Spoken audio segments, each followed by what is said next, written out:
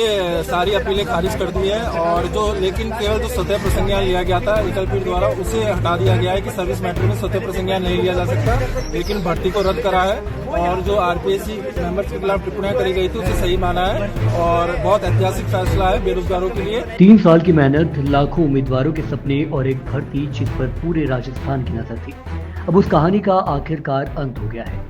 Rajasthan high court ने साफ कर दिया है कि एसआई भर्ती 2021 अब पूरी तरह रद्द ही रहेगी। राजस्थान हाईकोर्ट की डिवीजन बेंच, जिसकी अध्यक्षता acting chief justice Sanjeev Prakash Sharma ने की, सिंगल बेंच के उस फैसले को बरकरार रखा है जिसमें भर्ती को रद्द किया गया था। हालांकि कोर्ट ने सिंगल बेंच द्वारा आरपीएससी के सदस्यों के खिलाफ लिए गए स्वप्रेरित संज्ञान को रद्द कर दिया है। इस मामले में सबसे अहम बात यह रही कि कोर्ट ने माना कि भर्ती परीक्षा में बड़े स्तर पर गड़बड़ी और धांधली हुई थी। ऐसी स्थिति में सही और गलत उम्मीदवारों को अलग अलग करना संभव नहीं है।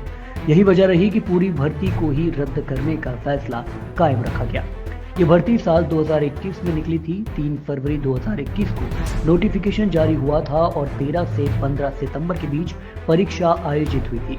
कुल 859 पदों के लिए करीब 8 लाख उम्मीदवारों ने आवेदन किया था, लेकिन परीक्षा के बाद ही पेपर लीक और धांधली के आरोप सामने आने लगे, जिसने पूरे सिस्टम पर सवाल खड़े कर दिए। जांच अब एसओजी को सौंपी गई तो मामला और गंभीर हो गया।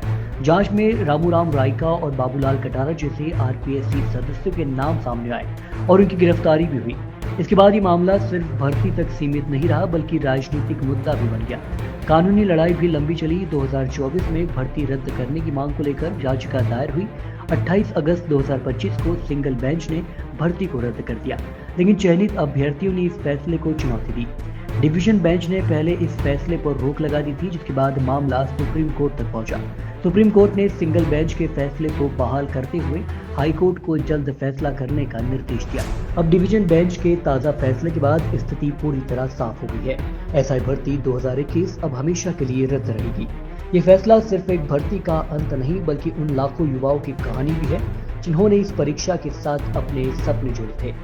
अब सबकी नजर इस पर टिकी है कि क्या सरकार नई भर्ती लाएगी और क्या सिस्टम में ऐसा सुधार होगा कि भविष्य में किसी युवा का सपना इस तरह न टूटे। भाइयों, आज प्रदेश के युवाओं के लिए बहुत खुशी का दिन है। एसआई भर्ती परीक्षा को डीबी में भी रद्द कर दिया गया है। इस बात को लेकर हम माननीय न्यायालय को धन्यवाद देते हैं। ये लंबी लड़ाई हमने लड़ी 4 साल तक और 4 महीने जयपुर की सड़कों पर बैठ के बड़ा आंदोलन किया।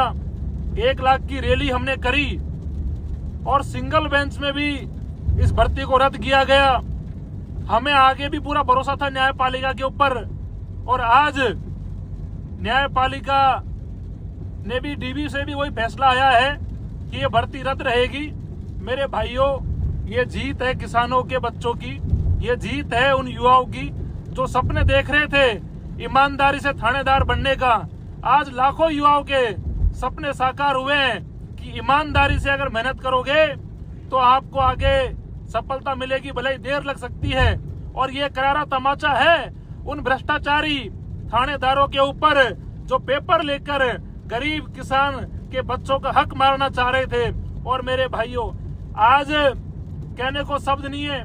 4 साल तक इस लड़ाई को हमने लड़ा हो और आज परिणाम हमारे पक्ष में आया है माननीय न्यायालय से।